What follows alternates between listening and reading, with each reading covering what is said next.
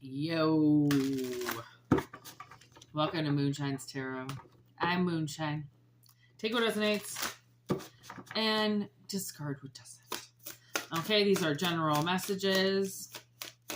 For personal readings, Whitney Moonshine at gmail.com is how you can get in touch with me. I also have the 13th moon streaming right now. We did a reading for Aquarius if you want to go and check that out. Okay.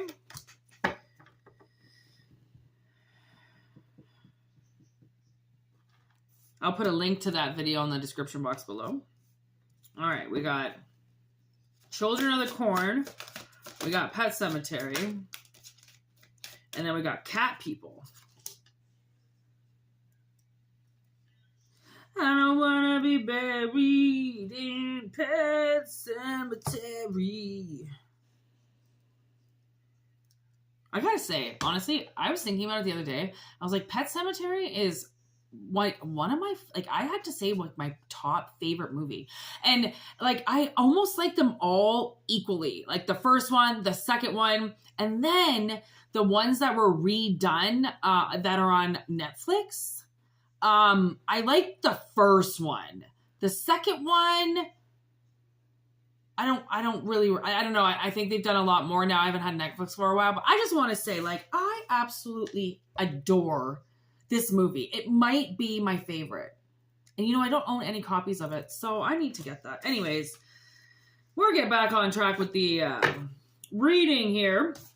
So, we got King Kong, we got Psycho, and we got Love. And we got Nosferatu. And we got Jaws. And The Blair. And Shining. Okay, and The Exorcist. Seriously, I was actually thinking about The Exorcist the other day. I don't know why. It was super creepy. And we have The Fly. Okay, we're going to stop right there because that's more than enough energy. Jesus Christ. Okay, so I feel like somebody is manifesting something pretty big. Okay, and I think that they have been possibly trying to resurrect something, possibly trying to bring something back to life, instead of grieving it away, okay? And the thing is that there's definitely a relationship here. However way that comes through the ether is individual to every person, okay? Whoever you're dealing with this relationship, somebody has had some type of demonic attachment, and it's now kind of been, they've exorcised the demons, I just heard, okay? So I think that they have finally, I think they faced their fears, okay? I think they got possessed by something that was giving them an illusion. They faced the illusion, so then they could understand why the illusion was scaring them so bad, that obviously there was something beyond the illusion that was making the illusion appear real, because something along the lines of that has already happened. So it seemed like it was about to happen again, or was going to happen again for sure. Okay, so now with Nosferatu, the version with him is that he comes back to people. He constantly comes back to people. Okay, especially people who call to him and that he has a strong connection to. Now, with the combination here and then Bride of Frankenstein, okay, I feel like it's almost as if there's a connection here. You know, like the Bride of Frankenstein was made for Frankenstein, who was created for Victor Frankenstein. Okay, so it's I feel like whatever this opportunity is, it's an opportunity for you because it was created for you. Because the original organization or the original project was created with you in mind. Okay, so that's why it's a good combination. Because it's something that either you've evolved into, which could be cat people, okay, or something that you're about to evolve into, which is like a homeward bound call, right? Where you finally feel like you are where you need to be or where you want to be. Okay. And you might not have, or this person might not have been able to understand that had they not faced the fear of getting over the illusion, okay, that they can actually go deep. Like, this could be somebody, I mean, my sister still doesn't have a dog, and I don't know if she'll ever buy one, but this could be like somebody's connection with like an animal or something, and something went really wrong. And they were so drawn to that animal, and they love that animal so much that they'll never buy another one because that connection, that bond was so tight. Okay, but now I feel like that could be coming back to them now, where now they've healed their heart, and the illusion of, you know, if you get a dog, they're going to die that exact same way, right? Which is, I mean, probably very rare, okay?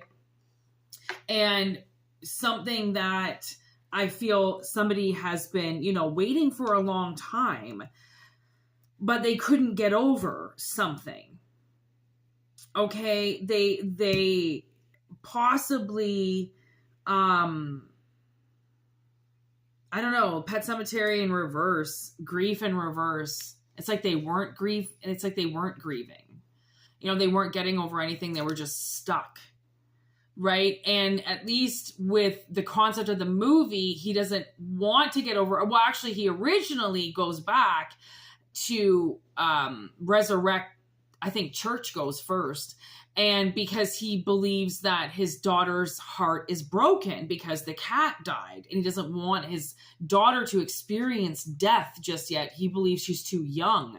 So he resurrects the cat, and then kind of sees like he does something wrong, but like it's still, you know, the cat's back, so everybody's fine, and the daughter's fine, right?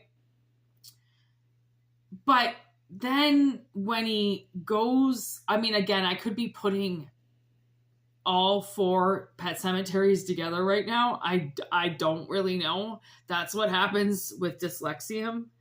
It's hard to figure out which movie is which. But anyways, you know, when he goes back to resurrect Gage, he just can't grieve. That's why he does it. He sees like an easy way out instead of to grieve. Okay. And to grieve is to accept that something is gone and is not coming back. Somebody couldn't accept that something was gone and wasn't coming back. So maybe now that's why, maybe because something was always going to come back. Okay, so now I'm getting that analogy of if you let something go, you know, and it comes back to you, it's yours. If you let something go and it doesn't come back to you, it means it never really wanted to. But if it comes back to you, it's because it wanted to come back to you. Okay, so this is maybe something, or somebody believing that somebody was always going to come back, which is why they never fully grieved them out. They never got over them, because this person obviously meant, or this opportunity or this job or whatever this was, obviously meant a lot to somebody, that they were going to hold on to it as opposed to just throw it away, or they were going to leave the door open for it and leave food out for it all the time, just in case if it ever changed its mind, it could come back, right? She treated Kong like a human, like it had a soul, he deserved respect. Everybody else just took him because of who he was. You know, he's this big, strong animal. He's going to create money for us. We can put him on a stage. You know, she didn't do that. See how he's got her? She didn't do that. She saw him. Right? And that's the thing, is maybe that's somebody's fear of truly being seen for who they really are. Right? That could be a fear. Maybe people don't really know who this person is, but yet they feel like this possibility was made for them specifically. And then I totally forgot, there's still 2 cards, I'm not even reading it. The Shining and Psycho. So that's twin energy. It might be shocked. I don't know. Like you might recently, like you might meet somebody, or you might, you know, start working at a job again or start dating somebody again. Like something might come back from the past that keeps coming back around. There could some type of opportunity. Okay. And it's coming back around because it was never dead. It never died. It always stayed alive. It was always going to be an option for you. So because it's the energy that wants to be around you. It wants to be in your presence. So, I mean, this could be, again, like the dog, the analogy. This could be a puppy coming back around again. Like maybe you're going to go to a pet store and the pet is still there and you're like, oh my God, like I know this pet is for me. I know this bird is for me. I know this, you know, animal is for me. I know this relationship is for me. This person keeps showing up, right? I know they're showing up for me. It's something like that. It's something that somebody decides finally to go for because they know it's right for them and they're not scared anymore of what it's going to do to them because they've gotten their addictions under control. There's the witch card with flight. So some magic is definitely about to happen. Some very, very, very strong magic. Okay, there's family. And this is involving family. This is involving some type of household dynamic that's about to take place. There's a commitment coming. Something that you might be very defensive of, which means that you care about it.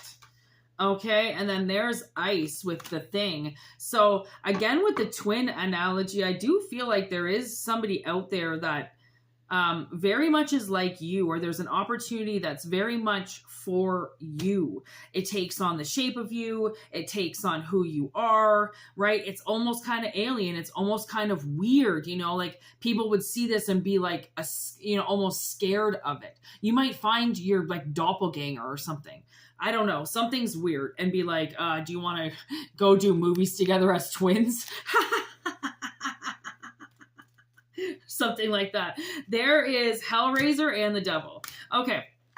So, and then also Babadook was there. There's the Phantom of the Opera. So I do feel like something is going to be learned. Like there's something new that's coming into somebody's life. A lot of red here. So root chakra. There's possibly some information that is going to be attained and learned about. Okay. There is going to be some type of like kind of super secret obsession that might happen, as if somebody feels like they are, you know, possessed by you or something like that. I don't know. I feel like it's going to be a very strong connection. Okay. And it pushes a lot of boundaries, which is good, right? Especially if you have been, you know, just living a very, just quiet life. I have this little hair in my mouth. You know, if you've just been living a quiet life, I feel like something is about to definitely happen for you with somebody, or because of this healing, because somebody's no longer controlled by a fear. Okay, that this great opportunity comes in that you're able to connect with, that you learn something from, that you also kind of get like a little obsessed with, little obsessive compulsive with, which you probably then regain control of yourself. Okay, so it's definitely something, I want to say, exhilarating after some very necessary, intense healing and transformation. So take it if it resonates, all right? And if you're looking for personal readings, like I said, whitneymoonshine@gmail.com is how you can get in touch with me. It's in the description box below and in the about section. And we did do the Aquarius video today. Like I said, I will link that up for you. And yeah, thank you so much for subscribing, for liking, for sharing. Thank you for connecting and reaching out. And make sure you hit that notification button for when we go live. We do a lot of questions. Sometimes if that's the energy, sometimes we do questions on Sunday, sometimes we do questions randomly. I do a lot of live readings, picking up the energy of the crowd. So if there is something that you want to put out telepathically, make sure you send your telepathic questions my way, so then Spirit can read what's going on and give you those messages when you're ready. All right, peace out, have a wonderful day, and namaste, people.